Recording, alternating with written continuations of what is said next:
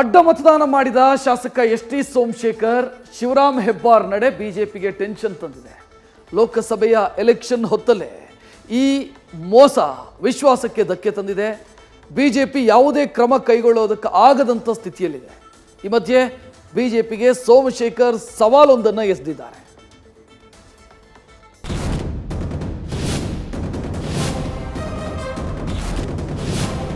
ರಾಜ್ಯಸಭೆ ಚುನಾವಣೆ ಪ್ರತಿಷ್ಠೆ ಗೆದ್ದ ಕಾಂಗ್ರೆಸ್ ಎದುರಾಳಿಗಳ ಲೆಕ್ಕಾಚಾರವನ್ನ ಧೂಳಿಪಟ ಮಾಡಿದೆ.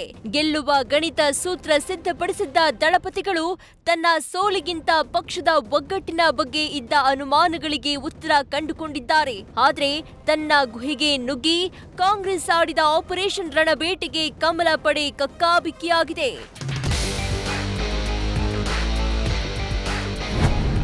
ಎಸ್.ಟಿ. ಸೋಮಶೇಖರ್ ನಡೆಯಿಂದ ಬಿಜೆಪಿಗೆ ಮುಜುಗರ. ಕಂಪ್ಲೇಂಟ್ ಕೊಟ್ಟೋರು ಕಾಂಗ್ರೆಸ್ ತಲೆ ಕಾಯುವ ಆತಂಕ.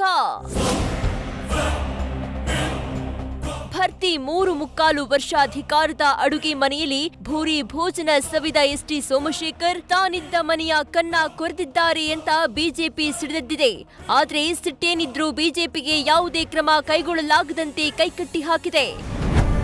ಅಡ್ಡ ಮತದಾನ ಮಾಡಿದ ಎಸ್.ಟಿ. ಸೋಮಶೇಖರ್ ಮತ್ತು ಮತದಾನಕ್ಕೆ ಗೈರಾಗಿ ಕೈಕೊಟ್ಟ ಶಿವರಾಮ್ ಹೆಬ್ಬಾರ್ ಈ ಇಬ್ಬರು ಶಾಸಕರ ಮೇಲೆ ಯಾವುದೇ ಕ್ರಮ ಆಗಿಲ್ಲ. ಬಿಜೆಪಿ ಯಾವುದೇ ಕ್ರಮ ಕೈಗೊಳ್ಳಲು ಆಗದ ಸ್ಥಿತಿ ಇದೆ. ಉಚ್ಚಾಟನೆ ಮಾಡಿದ್ರೆ ಶಾಸಕ ಸ್ಥಾನಕ್ಕೆ ತೊಂದರೆ ಇಲ್ಲ.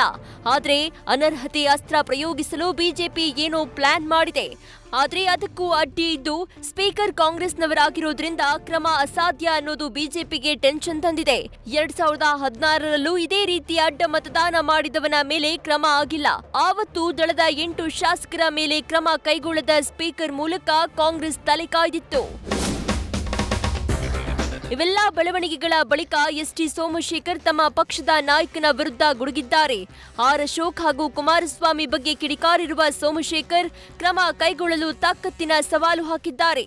ಅಲ್ಲದೆ ಒಂದೊಂದೇ ಹೊರತೆಗೆಯುತ್ತೇನೆ ಅಂತ ಆವಾಜ್ ಹಾಕಿದ್ದಾರೆ. ಇನ್ನು ಸೋಮಶೇಖರ್ ನಡೆ ಖಂಡಿಸಿರುವ ಕೇಂದ್ರ ಸಚಿವೆ ಶೋಭಾ ಕರಂದ್ಲಾಜೆ ಇವರ ಮಾನಸಿಕತೆಗೆ ಧಿಕ್ಕಾರ ಎಂದಿದ್ದಾರೆ.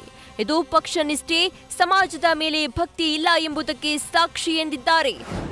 ಈಗ ಕಾಂಗ್ರೆಸ್ ಸರ್ಕಾರ ಬಂದಿದೆ ಅನ್ನುವ ಕಾರಣಕ್ಕಾಗಿ ಮತ್ತೆ ಅವರ ಕಡೆ ತಿರುಗುವಂಥ ಮಾನಸಿಕತೆಗೆ ನಿಜವಾಗಲೂ ಧಿಕ್ಕಾರ. ಈ ರಾಜಕಾರಣದಲ್ಲಿ ಅಧಿಕಾರ ಇರುವಾಗ ಬರೋದು, ಅಧಿಕಾರ ಇಲ್ಲದಾಗ ಹೋಗೋದು, ಮತ್ತೆ ಅಧಿಕಾರ ಆದಾಗ ಬರೋದು, ಅಂದರೆ ಈ ರೀತಿ ಪಕ್ಷ ಬದಲಾವಣೆ ಮಾಡುವವರಿಗೆ ಪಕ್ಷದ ನಿಷ್ಠೆ ಆಗಲಿ, ದೇಶದ ಭಕ್ತಿ ಆಗಲಿ, ಸಮಾಜದ ಮೇಲೆ ಭಕ್ತಿ ಆಗಲಿ, ಪ್ರಜಾತಂತ್ರ ವ್ಯವಸ್ಥೆ ಮೇಲೆ ನಂಬಿಕೆ ಆಗಲಿ ಇಲ್ಲ ಅನ್ನುವಂಥದ್ದನ್ನು ಸಾಬೀತು ಮಾಡುತ್ತೆ. ಒಟ್ಟಾರೆ ಎಸ್.ಟಿ. ಸೋಮಶೇಖರ್ ಹೆಬ್ಬಾರ್ ನಡೆಯನ್ನ ಸೂಕ್ಷ್ಮವಾಗಿ ಗಮನಿಸ್ತಾ ಇದ್ದ ಬಿಜೆಪಿ ನಿರೀಕ್ಷೆಯಂತೆ ಪೆಟ್ಟು ತಿಂದಿದೆ. ಲೋಕಸಭಾ ಎಲೆಕ್ಷನ್ಗೂ ಮುನ್ನವೇ ಮುಜುಗರ ಅನುಭವಿಸಿದ ಬಿಜೆಪಿ ಕ್ರಮ ಕೈಗೊಳ್ಳುವ ಮಾತನಾಡ್ತಾ ಇದೆ. ಇದೇ ಮಾತಿಗೆ ಸೋಮಶೇಖರ್ ಸೆಡ್ಡು ಹೊಡೆದಿದ್ದಾರೆ. ಈ ಜಟಾಪಟಿ ಮುಂದಿನ ದಿನಗಳಲ್ಲಿ ಯಾವ ತಿರುವು ಪಡೆಯುತ್ತೋ ಕಾದು ನೋಡಬೇಕು. News first bureau.